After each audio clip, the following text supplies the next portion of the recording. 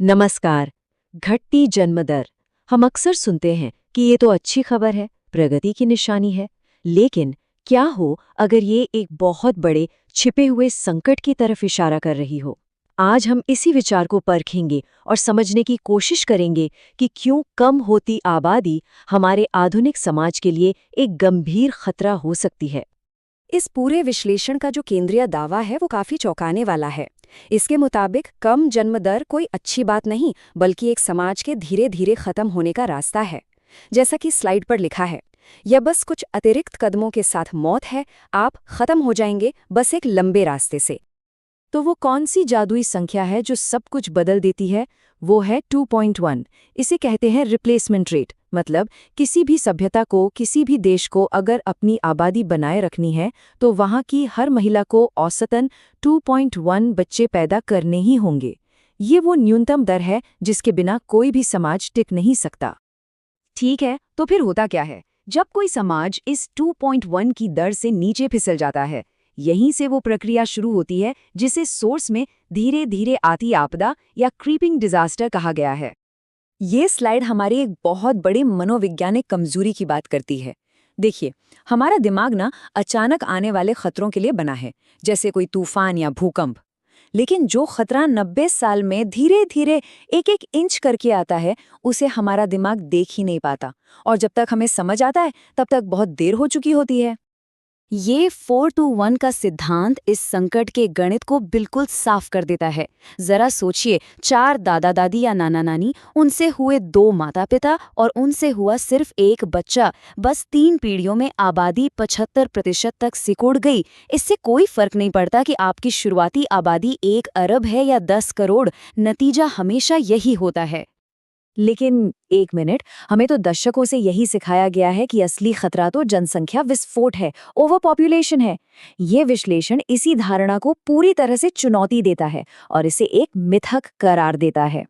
जरा इस तुलना पर नजर डालिए। 1798 में माल्थस नाम के एक अर्थशास्त्री ने भविष्यवाणी की थी कि ये धरती 1 अरब लोगों का बोझ भी नहीं उठा पाएगी। और आज की हकीकत, अकेला भारत 1.4 अरब से ज्यादा लोगों को खाना खिला रहा है।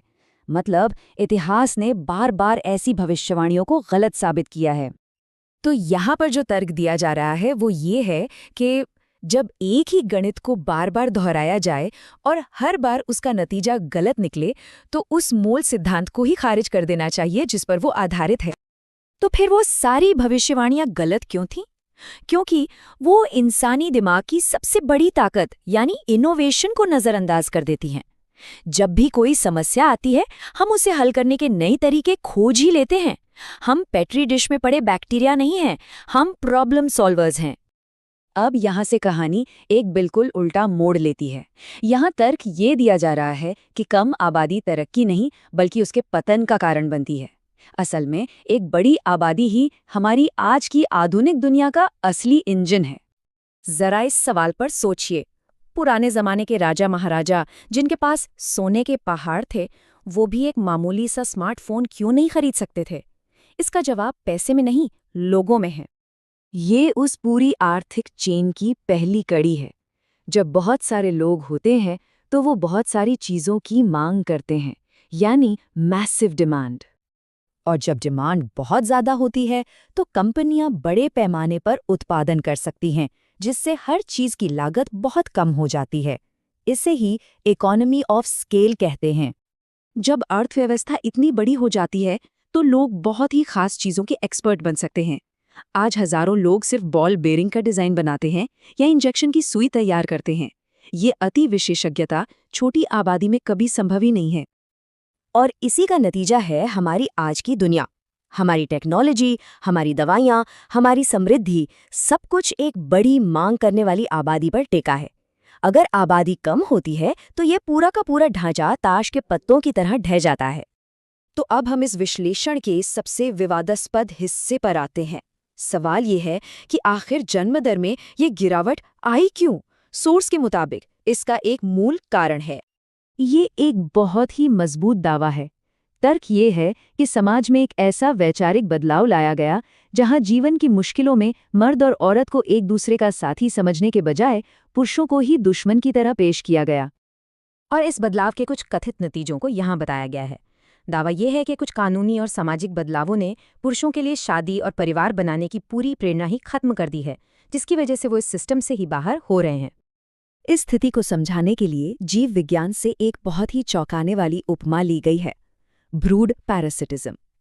तर्क ये है कि जब समाज उन पुरुषों को सजा देने लगता है जो परिवार बनाते हैं और उनकी देखभाल करते हैं, तो वो असल में भविष्य की पीढ़ियों से घर बनाने वाले जीन्स को ही मिटा रहा है। ये एक बहुत ही गंभीर दावा है। तो इन सब बातों का, इन सभी ट्रेंड्स का अंतिम नतीजा क्या है? यहाँ भविष्य की जो तस्वीर खींची गई है वो काफी अंधकारमयी है। सबसे पहले आर्थिक पतन। जब आबादी घटेगी तो मांग खत्म हो जाएगी और बड़े पैमाने पर उत्पादन असंभव हो जाएगा।